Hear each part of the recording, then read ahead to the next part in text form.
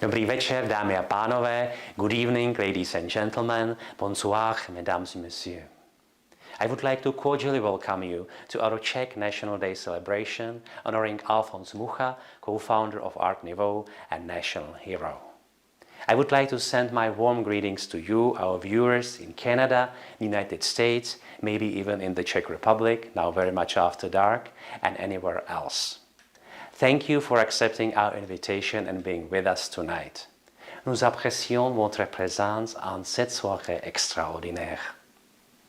Since 1620, many generations of Czechs, both at home as well as abroad, dreamt of the recreation of independent Czech statehood. That dream was fulfilled only 3 centuries later, on October 28, 1918, with great help from Canada. A champion of democracy and humanism, foe of anti-Semitism and a defender of women's rights, Professor Tomáš Garrigue Masaryk, launched a campaign for the creation of Czechoslovakia at the beginning of the First World War in 1914. He could not agree with the declaration of the unjust war on Serbia by the Habsburg Empire, in which so many young Czech men were to lose their lives, and hope for the victory of democracy. He went into exile and called on Czechs in North America for help. Czech-Canadians, just as Czech-Americans, responding with enthusiasm to his call. They founded branches of the Bohemian National Alliance, raised funds, and organized parades to raise awareness about our cause and enlisted in the Canadian and Czechoslovak armies. At the time, the strongest Czech communities were located in southern Saskatchewan, for example in the town of Kolín, in Alberta, for example in Prague, and in the Crow Nest Pass area, and in Manitoba, starting with Winnipeg. Among the military units formed by Czech-Canadians, the Bohemian detachment of the 223rd Battalion of the Canadian Expeditionary Force attracted the most attention.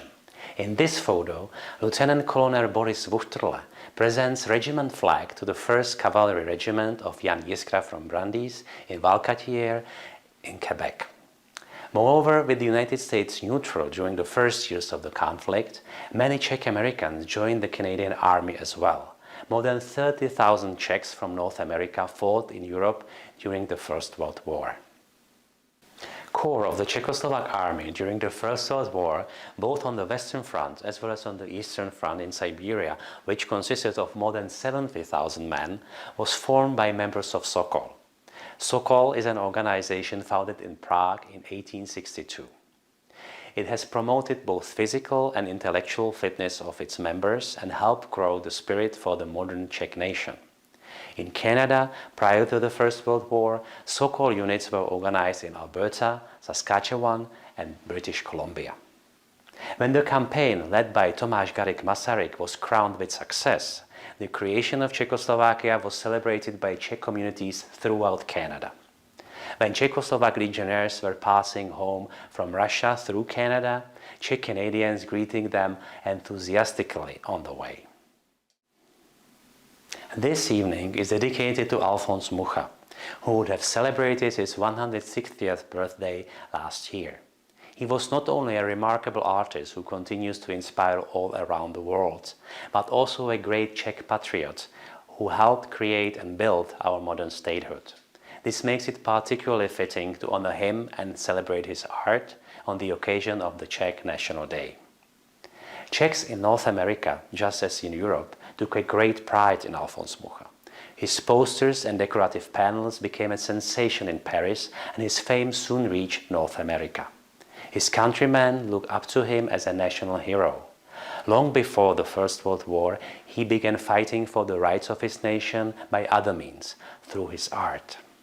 He created posters to promote Sokol movement, folk music, festivals, as well as national fundraising campaigns, such as the Lottery of National Unity in support of teaching of the Czech language.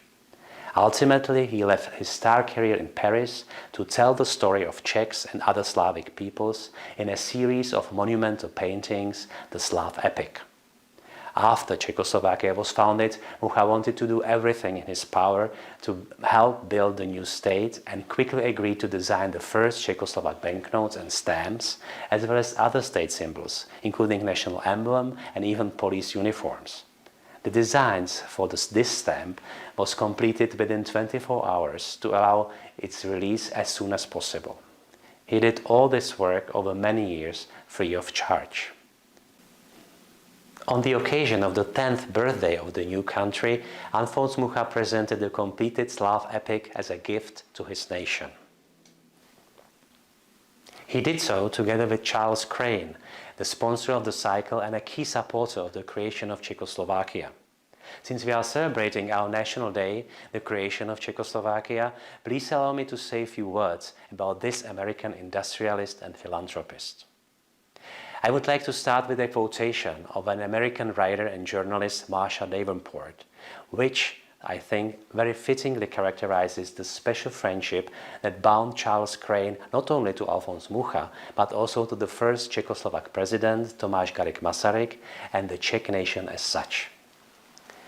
The friendship between Masaryk and Crane branched out into other relationships that may seem surprising to some, but not to those who know the strange attractiveness of the Czechs and their homeland. This is by no means a common thing. It has a special flavor. It has never touched a large number of tourists and foreigners who, for example, have chosen Italy as the country of their hearts. The Czech virus is tiny and rare and considers very carefully whom to choose as its victim. It certainly chose Charles Crane. I once wrote an article with a title that may help to quickly sum up the special relationships that Charles Crane and all his children developed to my country.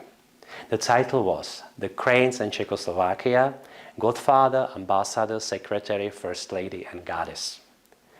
Godfather of Czechoslovakia was a nickname to Charles Crane for his merits for the creation of our country. He helped finance the campaign for Czechoslovak independence and perhaps even more importantly, introduced Professor Masaryk to key people in the United States as an important supporter and advisor to the US President Woodrow Wilson. Charles Crane's son, Richard, also helped create Czechoslovakia as a secretary to the US Secretary of State Robert Lansing during the First World War. He later became the first US ambassador to Czechoslovakia. Another son of Charles Crane, John, served as personal secretary to President Masaryk for most of the 1920s. Daughter of Charles Crane, Frances, married President Masaryk's son, Jan, and represented Czechoslovakia as the First Lady of the Czechoslovak Embassy in London in the 1920s. This depiction of another daughter of Charles Crane, Josephine, a Slav goddess, Slavia, by Alphonse Mucha, can be found on the Czechoslovak 100 crowns bill as well as on the St. Vitus Cathedral at the Prague Castle. It shall always serve as a reminder of the incredible bond of the Crane family and the Czech nation. Unfortunately, the First Czechoslovak Republic did not live much beyond its 20th birthday. Alfons Mucha warned against the growing Nazi threat, as we can see in this painting from 1933, prepared for the occasion of the 15th anniversary of the new state. In spite of being very much aware of the danger, he did not leave his homeland. When Nazis seized complete control of the Czech lands in 1939, the 80-year-old Alfons Mucha was among the first people interrogated by Gestapo. He passed away soon after that. Through his art, however, Alphonse Mucha continues to live as one of our country's best ambassadors. His Art Nouveau posters are among the most sought-after symbols of Paris at the turn of the 19th and 20th centuries.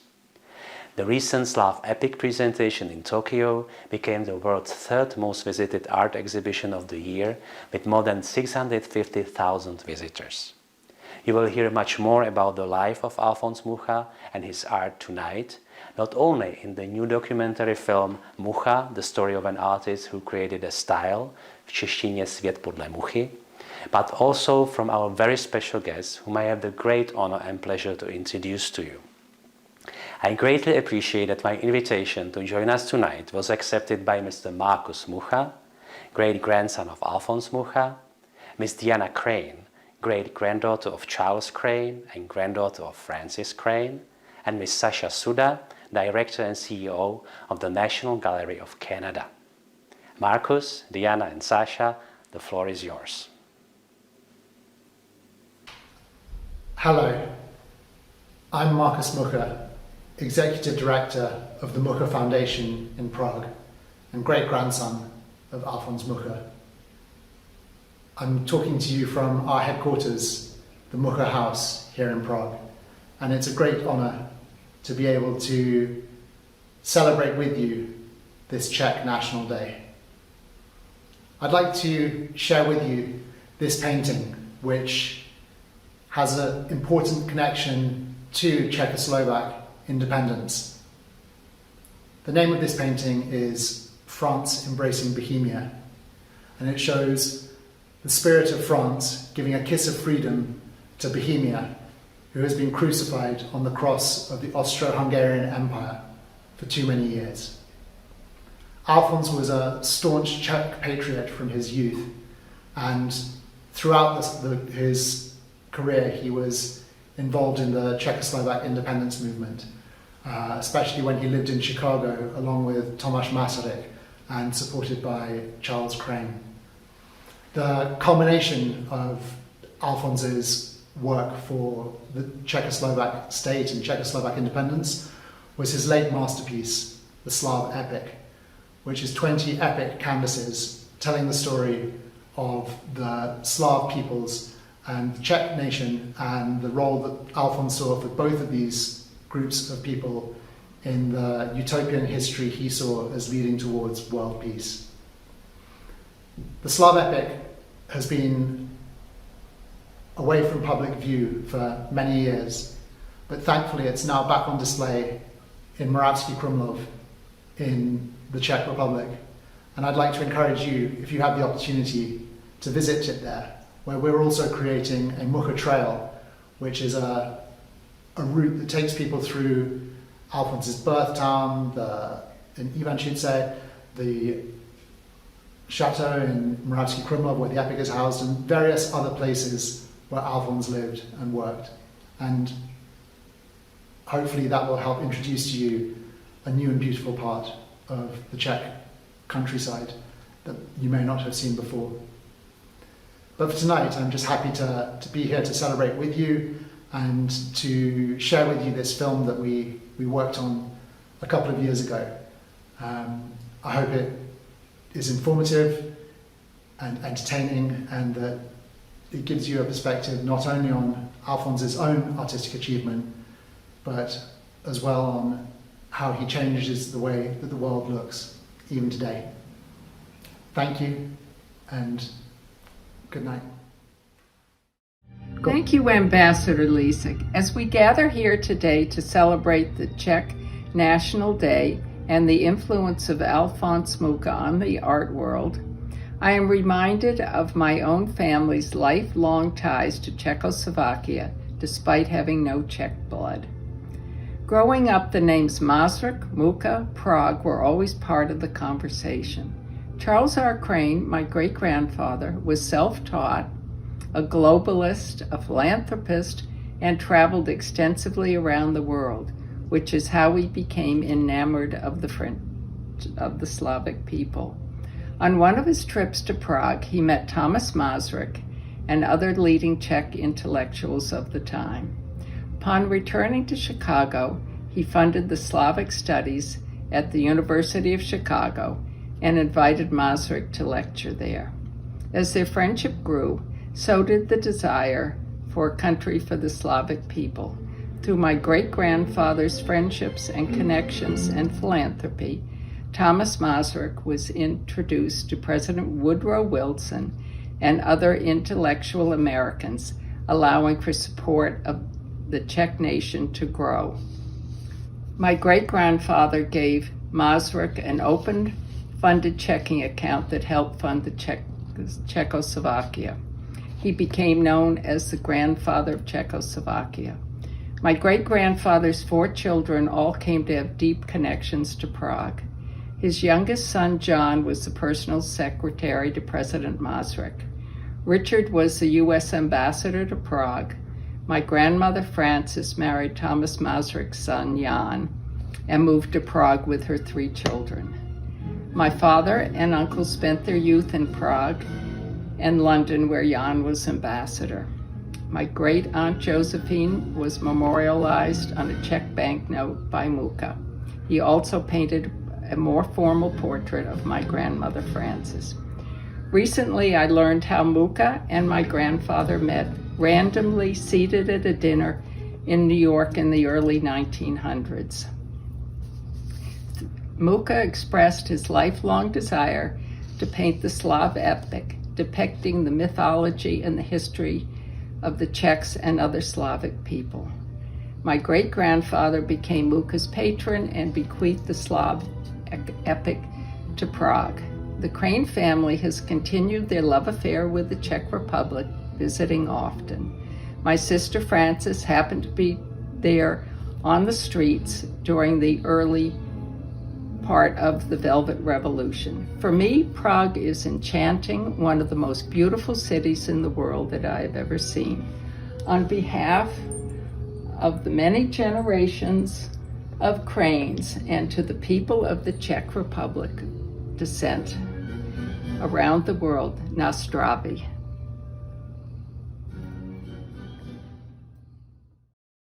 Hi, I'm Sasha Suda, Director and CEO of the National Gallery of Canada. I'm delighted to bring greetings and best wishes as the Czech Republic celebrates this National Day. Art tells our stories and weaves human connection in real ways. Et nous sommes inspirés par ces riches histoires qui nous sont reliées à travers les partenariats à la communauté. Jako Česko-Canadianka, dcera českých rodičů, bych vás chtěla pozdravit také v češtině. Jsem opravdu ráda, že mohu takto společně s vámi oslavit státní svátek České republiky a vzdát hold světoznámému malíři a také výjimečné české osobnosti Alphonsi Muchovi. I'm happy to invite you on a little tour of Alfons Mucha's works that are in our collection here at the National Gallery. Behind me I have two lithographs, one titled Salome and Salambo, Incantation, which were created at the end of the 19th century for l'Estampes Modernes series and printed by Imprimerie Champenois in Paris. I think that these works very tellingly illustrate why Alphonse Mucha became such a sensation in Paris at that time. His creative talent and distinct style reflected in them made him probably the single most influential artist of the Art Nouveau period. When we think of Art Nouveau, we often automatically associate the style of Alphonse Mucha's posters and decorative panels, even if not realizing that. And of course, Mucha's Slav epic, the absolutely dominant project of his later post-Art Nouveau creative period, is an incredible achievement and certainly worth seeing when you visit the Czech Republic. In front of me are four wonderful works in the National Gallery of Canada's collection that are attributed to Alphonse Mucha. Here on the left, the two lithographs that I talked about, which are so indicative of his contribution to the history of art and his style, which is in many, many ways characterized by his palette of beautiful pastel colors, for me characterized most by the combination of green and pink and yellow, and really coming to life in the headdress of the woman on the left, covered and made of peacock feathers. And then just to my right of those lithographs is this quite rare in North America sketch by Mucha of an everyday scene of a child leaning out of bed and looking as if they're on bed rest from 1892. Really sensitive kind of consideration, careful consideration of the human body and a sense also of emotion. And then on the far right, a really fun look into Mucha's studio. An image of one of the many, many, many models that he worked with in his lifetime, in his career, to create the beautiful posters that came to define the Art Nouveau, surrounded by beautiful props and, of course, posing in a very dramatic way. So come see these works here at the National Gallery of Canada in Ottawa, but of course it's important to go to the Czech Republic and to see these works both there and elsewhere in Europe in real life. I'm back for our final toast to join Sasha at the National Gallery, but first please allow me to thank Sasha as well as Diana and Marcus for so kindly joining us tonight. My cordial thanks go also to you, our viewers. Merci d'être avec nous. Vážíme si, že jste se rozhodli strávit dnešní slavnostní večer s námi. I am very pleased that tonight we are able to offer you the great new documentary film Mucha, the story of an artist who created a style, moreover, as the Canadian premiere. I am sure that you will enjoy it. Just as Diana, Sasha and I greatly look forward to chatting with you live throughout the film. J'ai hâte de vous accueillir au musée où vous pourrez voir les œuvres de la collection nationale. Thank you so much, Sasha, for inviting us to your wonderful gallery. And now our toast. With many thanks to our friends in Canada and around the world for your support, I would like to toast to the success of our country, which shall not at least preside over the Council of the European Union in the second half of the next year. All the best to the Czech Republic. Na zdraví. À votre santé.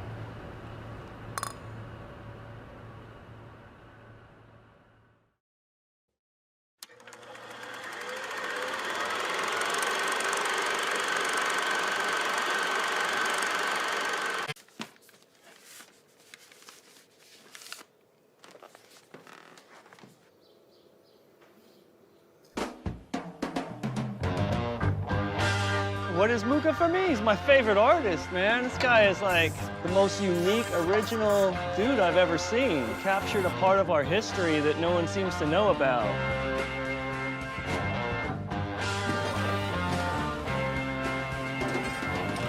Everyone in Paris knew him. He had success, money, and a future. His posters were stolen right off the street. What force drew him back? Back to a country full of petty grudges, where success was unforgivable. Nothing but questions. When I was doing a poster for Janis Joplin, I was inspired by Alphonse Mucha's Job Lady. I felt like I was channeling Alphonse Mucha ever since. Even just the route life has taken, Paris, America, and Zbiro, a castle somewhere in Bohemia. And it was the first and only real home I ever had. ファンタジーの最初がミシャから受けてるから、なんかそれがアル・ヌーボーとかなんとか。As a child, when I would go into my father's studio, I would enter the castle hall with a strange feeling of mysterious excitement. I see harmonious essence. It's mystical. You know, it takes you somewhere that I would rather be.